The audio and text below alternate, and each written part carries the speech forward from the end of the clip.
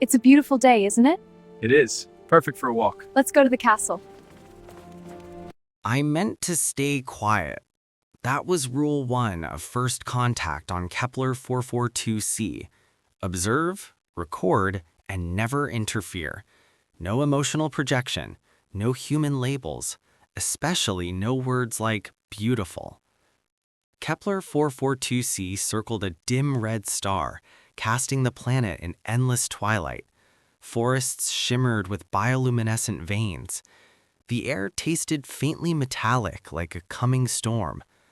Everything glowed softly. Trees, rivers, even the mist that rolled across the plains. And then there were the Lythari. They were tall and luminous, their opalescent skin refracting starlight into shifting colors. Fine strands floated around their heads, glowing in response to emotion. Their eyes were silver and reflective, as if holding entire skies inside them. We had been studying them for 3 months from behind a containment perimeter. They communicated through harmonics, vibrations resonating through air and ground. Our translators only partially decoded their meaning. Subject L17 was different. She approached our perimeter more than the others, curious, observant, unafraid. I was a xenolinguist assigned to Observation Post 3, a lonely outcrop near a crystalline marsh. That afternoon, she appeared again, stepping lightly across the glowing reeds. I activated my recorder. Subject L17 displays repeated proximity behavior, possible curiosity pattern. She tilted her head. The strands around her shimmered pale blue. Then she crossed the perimeter marker. No alarms triggered. The damp air must have shorted the sensors again. She stood only a few feet away. Up close, the patterns beneath her skin shifted like living constellations. Her silver eyes locked onto mine with such intensity that my breath caught. I meant to stay quiet. Instead, I whispered, "You're gorgeous." The word slipped out before I could stop it. For a heartbeat, nothing happened. Then her entire body ignited in radiant pink and gold. A low harmonic pulse rippled outward, vibrating through my chest. My wrist translator flickered wildly. Repeat. Designation. She stepped closer. "Say again, human," the translator rendered. Her tone wasn't mechanical. It was layered music shaped into language. My training screamed at me. Do not anthropomorphize. Do not assign human constructs. But she was looking at me like she wanted to understand. "I said you're gorgeous," I repeated, louder this time. Her glow intensified. A higher harmonic shimmered through the air, light, almost playful. If aliens could blush, she was. She reached out and touched my cheek. The contact sent a resonance through my mind. Images flooded me. Towering crystal cities, subterranean oceans glowing with light, gatherings of Lythari connected in shared harmony. Emotion accompanied the images. Curiosity, warmth, something like shy delight. Behind me, boots splashed through marsh water. "Security! Step back from the entity," someone shouted. A containment field flared to life between us, forcing her away in a burst of blue energy. Her glow dimmed instantly, fading from pink to a cold white. The sound she released this time was sharp and fractured. Distress. "She's not hostile," I yelled, but protocol had already taken control. She retreated beyond the barrier, silver eyes fixed on me.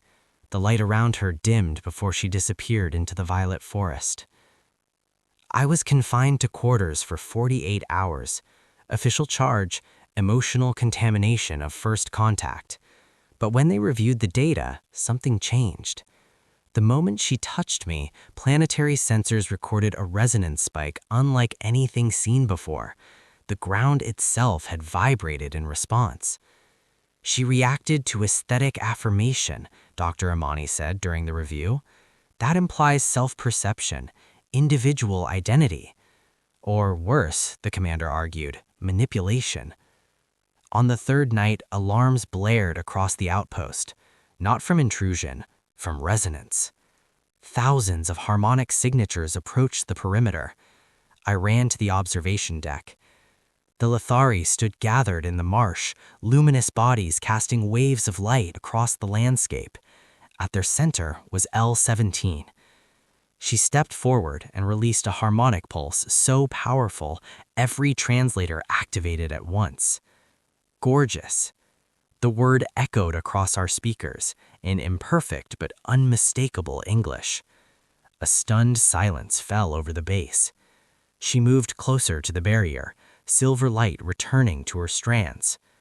Say again, human. But this time, it wasn't just for her. The entire Lythari collective waited.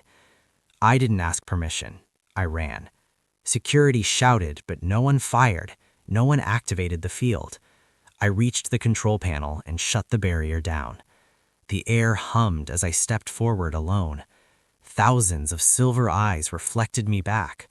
My voice trembled, but I spoke clearly. "You are gorgeous," I said. "All of you. Your world is gorgeous. Your light, your minds, everything about you." For one suspended moment, nothing happened. Then the planet sang. Harmonics erupted in layered waves, vibrating through soil and sky. The forests flared brighter, the marsh shimmered like liquid stars. Our instruments overloaded, unable to measure the surge. She approached me again. This time, no barrier separated us. Her hand met my own. The resonance that flowed between us was steady, balanced. Understanding moved without words. For cycles, the Lythari had perceived us as detached observers, cold, dissecting, distant.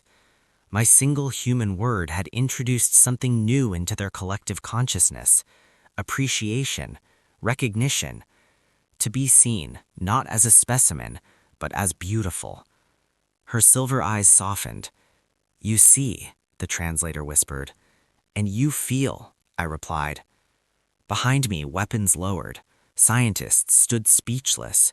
The commander removed his headset, staring at the luminous pathering beyond the perimeter. That night became the foundation of our alliance, not because of strategy or negotiation, but because of a shared emotional frequency. The first interstellar treaty that followed didn't begin with law, it began with acknowledgement. Years later, historians would analyze policy shifts and diplomatic breakthroughs.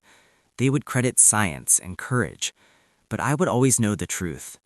Everything changed because I failed to stay quiet, because I looked at an alien girl glowing beneath a violet sky and said what I saw, and she blushed and asked me to say it again.